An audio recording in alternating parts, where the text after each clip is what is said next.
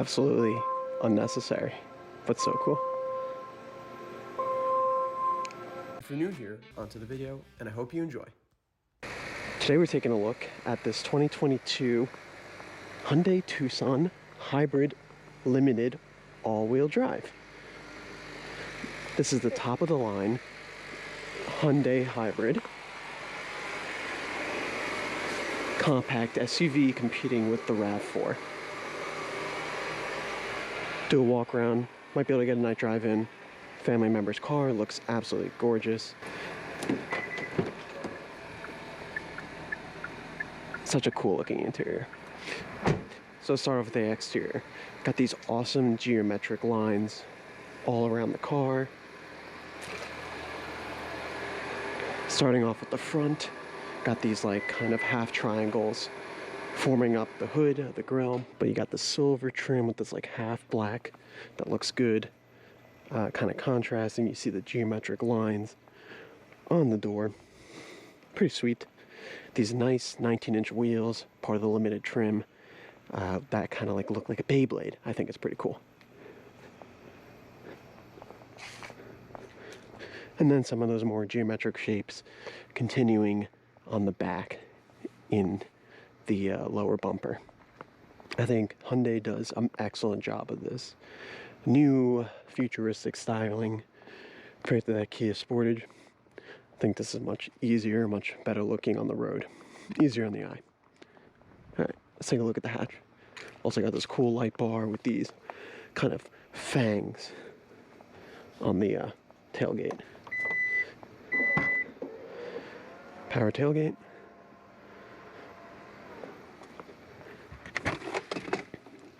Don't know if there's a spare tire, but you can keep your cargo privacy cover right down there.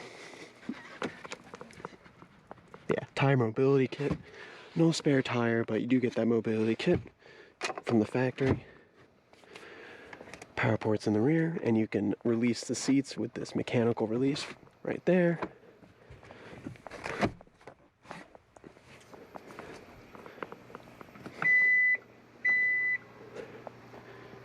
Just a very attractive looking, striking SUV. I like the black too. Check out the back seats. I like this silver on black two-tone seats in the rear. Control.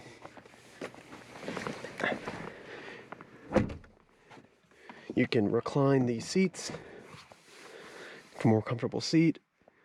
Sitting in behind myself, 5'10", plenty of room, almost about 8 inches, I would say. Head to the back of the seat rest, plenty of space.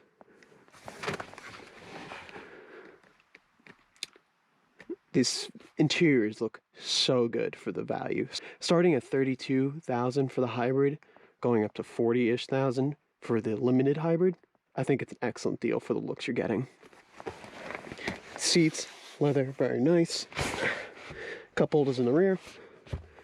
Panoramic roof. I'll open that up later. You get some vents, 2 USBs, no control back here. But leather all around. Feels very nice, very high quality for this mainstream segment. I like these door handles too.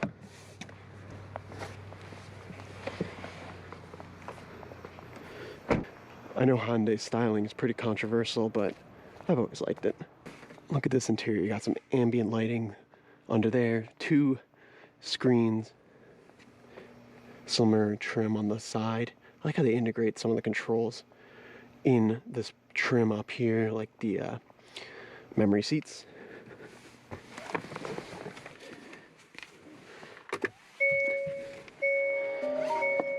So this is a hybrid, and you're greeted with no engine startup noise. Got this nice display in the center, very high resolution. Main infotainment screen. It's a little daunting at first, but so many features, so many options available on this car. Got wireless CarPlay. All right, let's check out this front driver's seat, steering wheel. I like this 4 spokes design with the sport grips up top. Leather feels nice and high quality. full suite of Hyundai cruise control settings, including adaptive lane keeping and adaptive cruise control. Then you have your infotainment controls, paddle shifters in the rear. This is a 226 horsepower, 1.6 4-cylinder turbocharged engine, mated to a 6-speed automatic transmission and some electric motors to give you about 37 MPG in the city, 36 on the highway. Very fuel efficient, pretty good power, but also unlike a standard hybrid from like Toyota, it is not a CVT. So you get actual shifts from the transmission, some more controls over here. I like this full continuation of the dash lines in this silver trim all the way up and down the side. These seats are excellent. I like this silver part up here. Panoramic sunroof. Open that up. Heated, ventilated seats, heated steering wheel. Full 360 camera and reverse camera with a couple different views.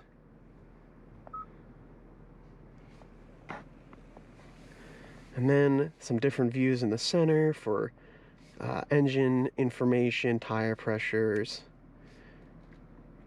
as well as your driver assistance, all that good stuff.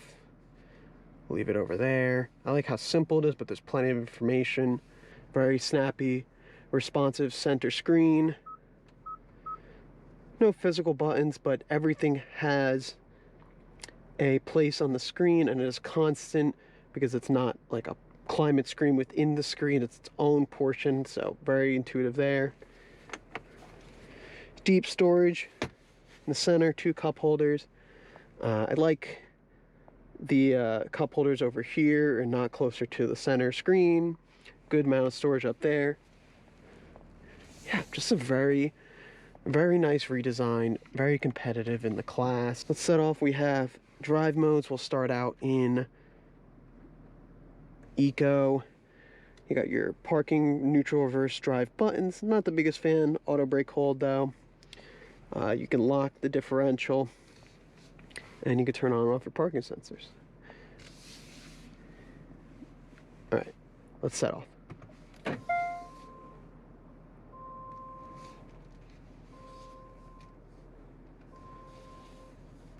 You can hear that subtle chime being played as you back up, warning pedestrians that you are in a hybrid. This camera is very helpful for getting out tight parking spots. I think there is a hybrid sound too when you're driving.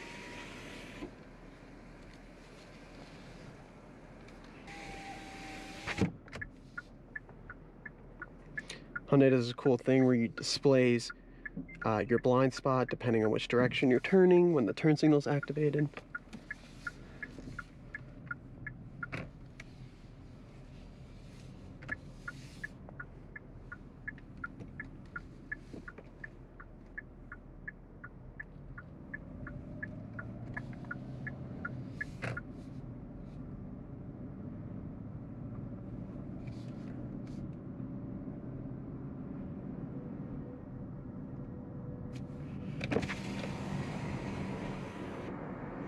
When the engine's off, you can hear a slight angel sound as you're going in EV mode.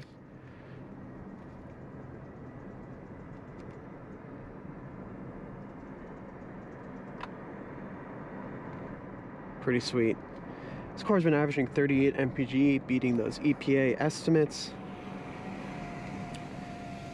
Hybrids always do better in the city, so I believe this car has been driven more in the city.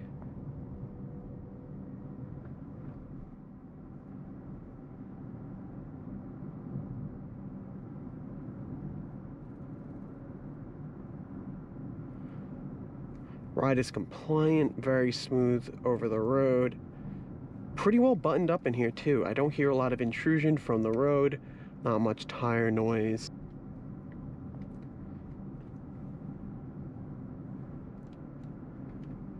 Have a good visibility, plenty of glass in here to see around.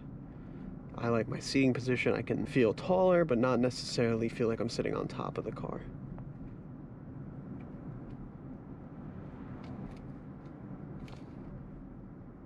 It's kind of crazy, the entire time we've been in eco mode.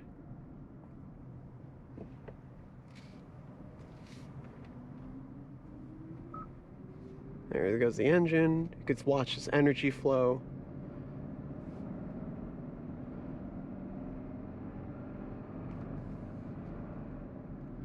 Engine's a little bit rattly, that 1.6 4-cylinder turbo. But once it turns back off, you get that nice, quiet refinement of that electric motor.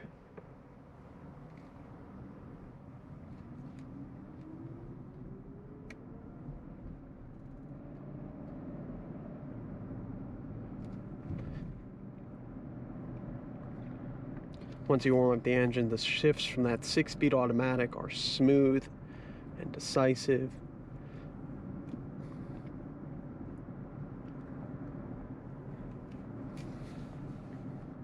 Yeah, these seats are nice and comfortable. Good range of adjustability, get some lumbar support as well. Hyundais are always well equipped for their price point. Lots of features, standard and moving up to the trim level. This fully loaded compared to a Rav4 or a CRV is either just under the price point when it comes to a Honda or just above a Rav4. But you just get so much more modern luxury amenities and a pretty good powertrain. It's nice to not have to hear a CVT rattling, you know, revving the engine up as you're trying to demand more power from the 4 cylinders that you typically see in these hybrids. So it just kind of helps a little bit with that that inherent nature of those machines. What are the drive modes we got? Sport, Smart. Let's go over to Smart. Every drive mode changes your gauge. I think that's pretty cool.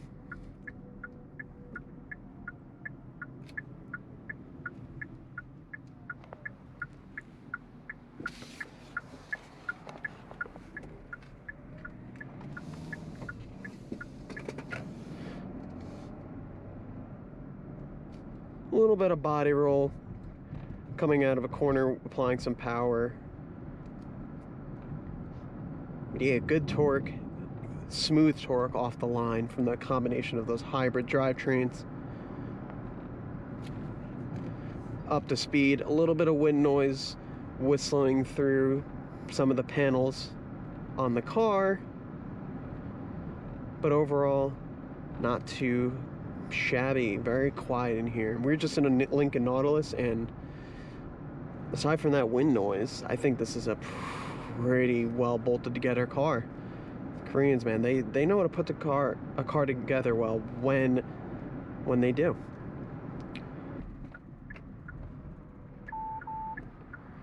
Blind spot monitoring warning me there are people in the mirror as I make a merge over. Very helpful on the highway.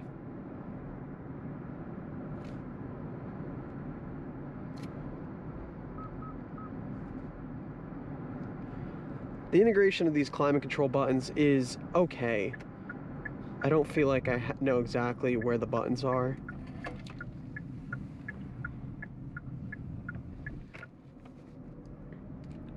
When I'm trying to interact with them. But I'm sure you can get used to it, but it definitely takes your eyes off the road. Just going into that corner, you can feel the little bit extra weight you have from those electric motors up front. And I believe the battery is underneath the passenger, if not protruding a little bit into the trunk.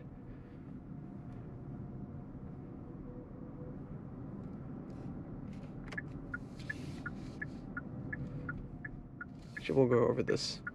We'll go over the speed bump, see how that is.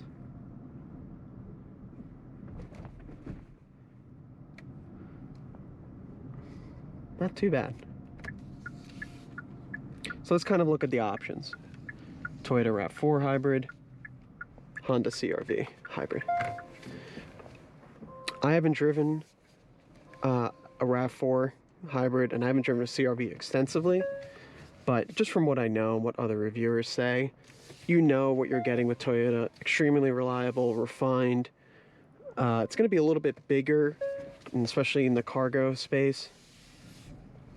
And it's going to be more reliable, or at least a known reliable figure. I mean, that 2.5 liter hybrid system is just Toyota's bread and butter. The Honda CR-V probably would be a little bit pricier. Excuse me. And I think on the terms of the handling, probably be the best handling of the three. Are you really flogging around your hybrid? No, but you know, if you want a car that has the least amount of body roll and most confidence on the road, probably would go with the CR-V. I think the Rav4 looks very good in this latest generation, except for maybe the rear. This definitely has just the best design language overall. We'll switch over to sport mode.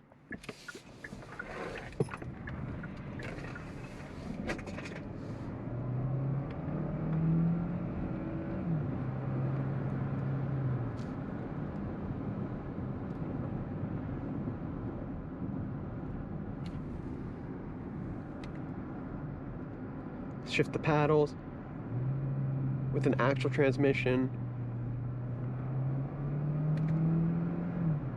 A little slow to respond. Downshifts are pretty quick. Throw it back into eco. But instant response between the electric motor and picking up the slack, and then the turbo spools up. From that dig, traction definitely limited it a little bit, but you're not going to be flogging one of these around. But yeah, good pickup, good power. Nice smooth delivery too. Those shifts between the electric motor and the transmission are kind of imperceptible. Good transmission programming, as well as the electric torque filling. So overall, I'm a big Hyundai fan. I've looked at a lot of their cars, the Elantra N, Ioniq when I was in electric cars, all that good stuff. They have a lot to offer. And, you know, I was a little hard on that Sportage, but I think it's just, you know, it's not a known quantity on these cars. I'm gonna keep going, actually. It's not a known quantity on these cars, and some people have terrible experiences with them. Some people have great experiences with Hyundais. But I think these are an excellent option if you are looking for the latest tech, the most interesting design, and you're willing to take a chance for some of the quality inconsistencies and recalls that have come up with just Hyundai and Kia in general. But you get a lot for your money. You get an incredible warranty on the battery, on the powertrain. It's a hard proposition to turn, you know, to look towards those, to the Japanese competitors, not the others.